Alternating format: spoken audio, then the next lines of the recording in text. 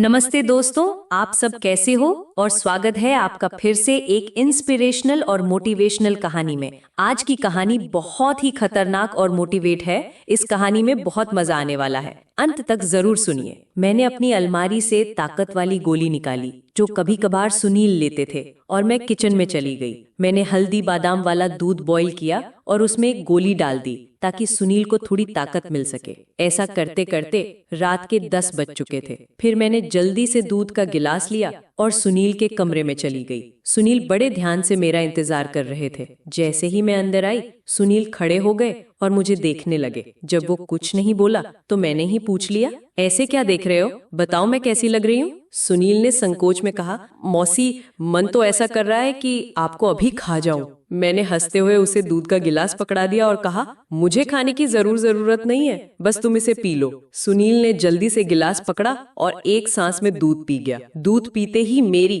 हाय दोस्तों, तो चलिए आपको जल्दी से शुरू से कहानी सुनाती हूँ। मेरा नाम रेशमी है। मेरी उम्र 27 साल है, लेकिन मेरा दिल हमेशा युवा रहता है और मेरी हाइट लगभग 5 फीट 3 इंच की ऊंचाई के साथ जब मैं साड़ी पहनती हूँ तो जैसे सब कुछ ठहर जाता है। मेरी सुंदर रंगत पर जब सूरज की किरण पड़ती है तो लगता है मानो मैं एक चांदनी रात में घूम रही हूँ। अब बात करते हैं मेरे 21 साल के भतीजे की, जो मेरा हो गया है। उसकी मासूमियत और उत्साह ने मेरे मन में एक हलचल सी मचा दी है। जब वो मेरी तरफ देखता है तो उसकी आंखों में वो खास चमक होती है, जैसे वो किसी खूबसूरत ख्वाब को देख रहा हो। कभी वो मुझसे कहता है, मौसी, आज आप सच में बहुत सुंदर लग रही हैं। इसलिए मेरे पति कभी कभी दिन में ही मेरा पूजन कर देते हैं। हम शहर में रहते हैं क्योंकि मेरे पति सरकारी नौकरी करते हैं। मेरी 1 साल की एक बेटी भी है, इसलिए दूध की थैलियां भी बड़ी हैं। मैं अपने पति का आशीर्वाद समझकर रोज लेती थी। भले ही हमारी शादी को 9 साल हो चुके थे, लेकिन मेरे पति अभी तक मुझे अच्छा प्यार करते थे। वैसे आमतौर पर उसका रंग काला ही होता है, लेकिन मैं बहुत साफ सफाई रखती थी और कभी कभार मेकअप भी कर लिया करती थी। पिछले महीने कुछ ऐसा हुआ जिसका हमें बिल्कुल अंदाजा नहीं था।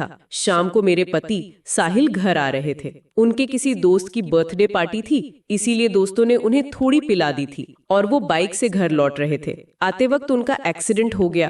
इस हादसे में उनके एक पैर में फ्रैक्चर हो गया और डॉक्टर ने कहा कि सही होने में कम से कम 6 से 9 महीने लगेंगे। ये सुनकर मेरा मन टूट गया। साहिल का दर्द भले ही शारीरिक था, लेकिन मेरे मन में एक गहरी चिंता का सागर उमड़ आया। जब मैंने उन्हें अस्पताल में देखा, उनकी आंखों में दर्द का साया था। मैंने तुरंत उनके पास जाकर उनका हाथ थाम लिया। इसी वजह से मेरी दीदी और मेरा भतीजा सुनील उन्हें संभालने के लिए आए थे। मेरे जीजा जी और दीदी तो वापस चले गए, लेकिन सुनील ने साहिल को यहाँ रुकने के लिए कह दिया क्योंकि वो ठीक से खड़े भी नहीं हो पा रहे थे। मुझे ही बाजार से सामान लाने और बाहर के काम करने पड़ते थे। इसीलिए मैंने अपनी बहन को कहकर सुनील को कुछ दिन रुकने के लिए बोल दिया। सुनील मान गया और बहुत खुश हो गया। सुनील मेरे कान तक ही आता था। शरीर भी ठीक ठाक था और रंग भी सामान्य था। सुनील ज्यादा बिगड़े किस्म का लड़का नहीं लग रहा था और मैं भी खुश थी कि कोई तो आया जो मेरी मदद कर सके।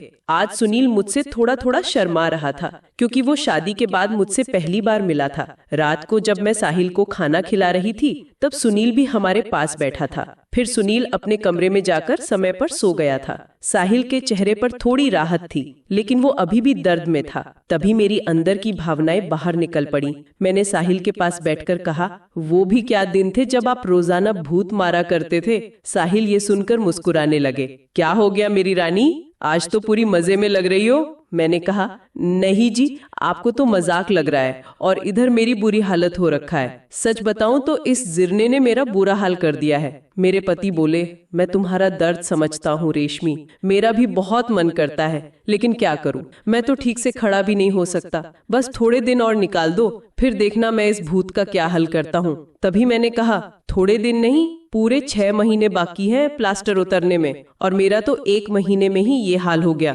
पता नहीं आगे के दिन कैसे कटेंगे।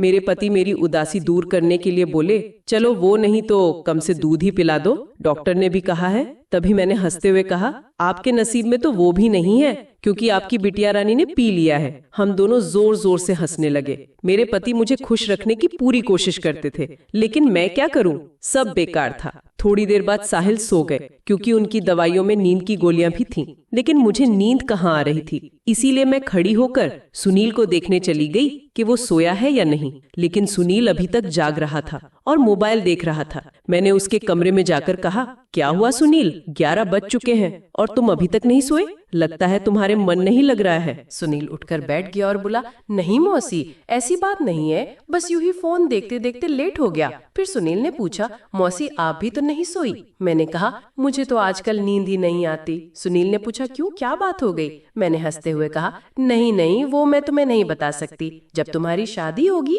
तो तुम्हें खुद ही पता चल जाएगा। मेरे मुंह से ऐसा सुनते ही सुनील ने अपनी नजरें नीचे झुका ली और अंदर ही अंदर मुस्कुराने लगा। तभी मैंने कहा, अरे तुम तो इतनी सी बात पर शर्मा गए। अच्छा बताओ, अभी तक कोई लड़की पटाई है या नहीं? सुनील कुछ नहीं बोला, उसे अभी भी शर्मा रही थी। तभी मैंने उसका हाथ पकड़ा और कहा, अरे पागल, अपनी मौसी से इतना मत शर्माओ। वो धीरे से बोला, मौसी सच बताऊं तो ऐसी बातें मैंने अभी तक अपने दोस्तों से भी नहीं की है। मैंने कहा, अच्छा तो मुझे अपना दोस्त ही समझ लो ना, क्योंकि मुझे ऐसी बातें करने में बहुत मजा आता है। सुनील ने कहा, हाँ मौसी, एक थी, लेकिन उसने अभी मेरे से दोस्ती तोड़ दी है। मैंने पूछा, तुमने उसकी पिटाई तो कर दी होगी ना? सुनील बोला, नहीं मौसी, सच बताओ तो मैंने उसे ढंग से टच भी नहीं किया था। मैंने मुंह बनाते हुए कहा, तुम तो बड़े भोले हो। सुनील, चलो कोई बात नहीं, अब तुम मेरे पास आ गए हो तो मैं तुम्हें सब सिखा दूंगी। मैं बातें करते करते सुनील के कमरे में ही सो गई थी। सुबह जब मेरी आंखें खुली तो सुनील बेड पर बैठा हुआ मुझे ही निहार रहा था। मेरे उठते ही सुनील ने मुझे गुड मॉर्निंग बोला। जब मैंने पूछा, क्या देख रहे हो, तो बोला, मौसी आप सच में बहुत खूबसूरत हो। मैंने मुस्कुराते हुए बोली, अच्छा तो अब तुम सुबह सुबह खूबसूरती का नजारा ले रहे हो, और रात को तो बड़े शर्मा रहे थे। सुनील मुस्कुराकर पूछने लगा, मौसी आप बुरा ना मानो तो एक बात पूछ सकता हूँ? मैंने कहा, अरे पागल, मैं क्यों बुरा मानूंगी, पूछो क्या पूछना है। सुनील मुझसे कहने लगा, मौसी सच सच बताना, आप जो 2.5 किलो के वजन अपने पास लिए घूमती हो, आपको भारी नहीं लगता क्या? उसके बाद सुनकर मेरी हंसी छूट गई। इसके बाद सुनील मुझसे काफी खुल गया था और अब वो मुझसे ज्यादा शर्म नहीं करता था। इससे मैं भी बहुत खुश थी, क्योंकि अब मेरा भी समय अच्छे से कटने लगा था। सुनील को आए हुए 11 से 13 दिन बीत चुके थे और वो मुझसे काफी घुल मिल गया था। वो बाहर के सारे काम कर देता, बाजार से सामान ले आता और अपने चाचा को भी घुमा देता। मेरी तो बहुत सेवा करने लगा था। शाम को मेरा सर भी दबा देता और कभी कभी मेरे शरीर को भी आराम देता। लेकिन मेरी फरमाइशें दिनों दिन बढ़ रही थी और मेरे पति की हालत अब भी वैसी ही थी। अब सब कुछ मेरी बर्दाश्त के बाहर हो चुका था। मैंने सोचा कि अब तो सुनील ही है जो मेरी हेल्प कर सकता है। वैसे मेरे पड़ोस में भी 3 लड़के रहते थे जो स्टडी करते थे। वे भी मुझे देखते थे। जब भी मैं छत पर बाल सुखाने या कपड़े सुखाने जाती तो वे मुझे ही देखते। और पहले तो मैंने सोचा कि उनमें से एक को पकड़ लूं ताकि कुछ समय के लिए काम चल जाए, लेकिन फिर मैंने सोचा कि मैं इस घर की इज्जत हूँ और कल को पता नहीं इनमें से कौन मुझे या मेरे पति को बदनाम कर दे, इसीलिए मैंने उन्हें भाव नहीं दिया। लेकिन सुनील तो घर का ही है, इसीलिए मैंने सोच लिया कि वही मेरी हेल्प कर सकता है। आज मैंने पक्का प्लान बना लिया कि आज सुनील हेल्प ले ही लूंगी। उसके बाद मैं रसोई में खाना बनाने चली गई। जैसे ही सुनील नहाकर फ्रेश होने के बाद रसोई में आया, मैंने दूध निकालने का बहाना बना दिया। मैं रसोई घर में ही लौटे से दूध निकाल रही थी। मेरी बेटी अभी नानी के घर गई हुई थी, क्योंकि घर में उसे संभालने वाला कोई नहीं था, इसीलिए अब बाकी का दूध निकालना पड़ता था और घर में मेरे पति और सुनील के अलावा कोई नहीं था, तो मुझे डर भी नहीं था। जैसे ही सुनील अंदर आए, वो मुझे देखकर एकदम घबरा गया और कहने लगा, सॉरी मौसी, मुझे माफ कर दो, मैंने देखा नहीं, और बाहर जाने लगा। तभी मैंने उसे रोक लिया। अरे सुनील, क्या हुआ? कोई बात नहीं, अंदर आ जाओ। सुनील बोला, अरे मौसी, ऐसे मैं अंदर कैसे आऊं? मैंने कहा, ऐसे वैसे मत करो और जल्दी से आकर मेरी मदद करो। सुनील का मन भी कर रहा था, लेकिन वो मेरी मौसी थी, इसीलिए वो थोड़ा अनकंफर्ट फील कर रहा था। फिर मैंने उससे कहा, अरे इतना क्या शर्मा रहे हो, अब जल्दी से आओ और मेरी मदद करो। धीरे धीरे सुनील रसोई में आ गया और पास आकर खड़ा हो गया। वो मुझे देखता ही रह गया। तभी मैंने कहा, ऐसे क्या घूर रहे हो, क्या तुमने आज तक नहीं देखा? सुनील बोला, माँ कसम मौसी, मैं आपको बता नहीं सकता कि मुझे कैसा लग रहा है, बहुत ही अच्छा है मौसी। मैंने कहा, तारीफें करना छोड़ो और यहाँ मेरी मदद करो। तभी सुनील बोला, मौसी मुझे नहीं आता कैसे करना है। तो मैंने कहा, अरे बुद्धू, इसमें कुछ नहीं करना, ये लो पकड़ो और बस धीरे धीरे निकालो। थोड़ी देर बाद जब सुनील के हेल्प में हाथ तेज होने लगे तो मैंने सोचा कि अब मेरा आगे झुककर सही से काम करने का समय है। मगर जैसे ही मैं झुकने लगी तो देखा कि सुनील का काम तो पहले ही खत्म चुका है। उसे देखकर मेरा मन बहुत उदास हुआ, लेकिन फिर भी मेरी हंसी निकल ही पड़ी। मैंने नाराजगी से सुनील को मारते हुए कहा, ये क्या किया पागल, तुमने तो शुरू होने से पहले ही खत्म कर दिया। इसके बाद जैसे ही सुनील का नशा उतरा,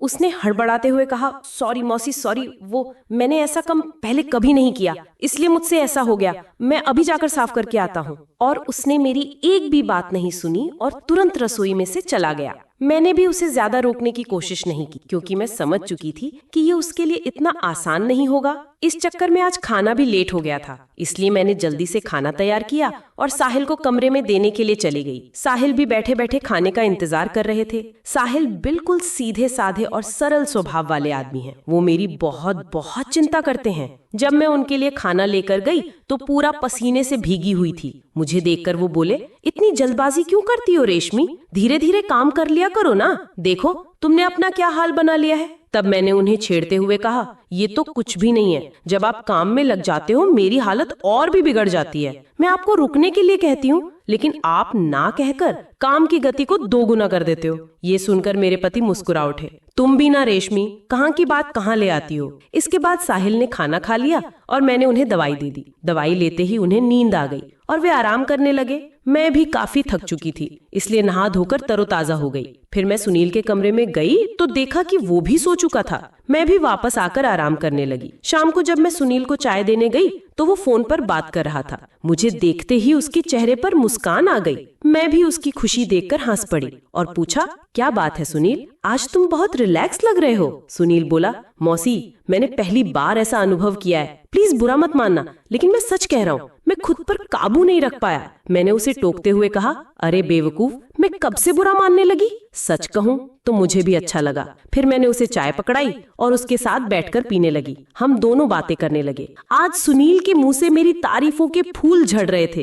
वो बार बार कह रहा था, मौसी आप बहुत अच्छी हो, मैं तो सोच रहा हूँ कि सारी उम्र आपके ही घर रहूं। इन 13 दिनों में मुझे स्वर्ग जैसा महसूस हुआ है, और ऊपर से आपकी खूबसूरती। मैं मुस्कुराते हुए बोली, आज तो तुम्हारे मुंह से सिर्फ मीठी बातें ही निकल रही हैं। सुनील ने मेरा हाथ पकड़कर कहा, मौसी आप सही कह रही हैं, अब आपको भी मेरी मदद करनी होगी। प्लीज बस एक बार मेरी काम वाली बन जाओ, फिर आप जो कहेंगी मैं वही करूंगा। उसका चेहरा लाल हो गया और मेरी हंसी छूट गई। मैंने उसके सिर पर हाथ फेरते हुए कहा, अरे पगले, इतना गंभीर क्यों हो रहे हो, मैंने तुम्हें किसी चीज के लिए मना किया है। वैसे भी तुम्हारे चाचा मेरी मदद नहीं कर पाते और तुम इतना शर्मा रहे हो। अगर ऐसे ही शर्माते रहे तो काम कैसे चलेगा। अब से मुझे मौसी नहीं बल्कि अपनी काम वाली समझो। सुनील ने कहा, मौसी एक बात और है, मैं बहुत जल्दी काम खत्म कर देता हूँ। मैंने हंसकर जवाब दिया, इसकी चिंता मत करो, मैं इंतजाम कर लूंगी, तुम बस तैयार रहो। ये सुनकर सुनील खुश हो गया और बार बार थैंक्स मौसी कहने लगा।